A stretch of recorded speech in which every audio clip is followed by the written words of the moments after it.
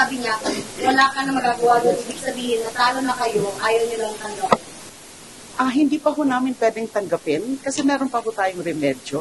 Umaasa pa po talaga kami na sa pag-file ng motion for reconsideration ng House of Representatives, and it will be done, it will be filed, in-announce na yan ng ating speaker, we're still hoping, praying na magkakaroon ng re-examination, especially of the material and crucial facts na medyo mali yung pagkakaintindi ng Korte Suprema. So, hindi po dapat kaagad tinatanggap. Hindi pa naman po talo ito, wala pa ho tayo dyan kasi nga meron pang remedyo.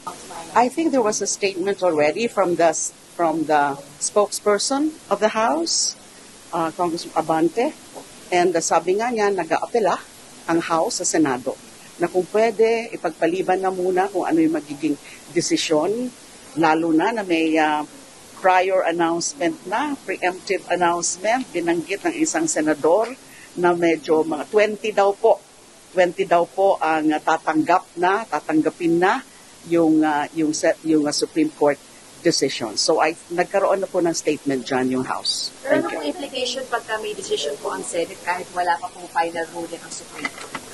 Pwede pa naman yan mabago. If the motion for reconsideration is granted by the Supreme Court, then the Senate cannot also do anything.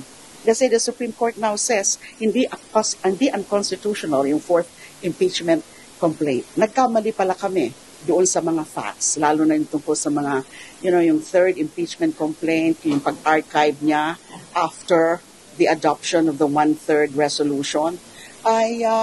What if the Supreme Court reconsiders itself and says if the fourth impeachment complaint is constitutional, walang naging mali sa proseso, and therefore it will order the Senate to resume its impeachment proceedings. They won't have a choice also, kundi sundin ang Supreme Court. Kaya nga po, ang pakiusap ng House with the spokesperson, hintayin na lang muna yung desisyon sa motion for reconsideration. Thank you.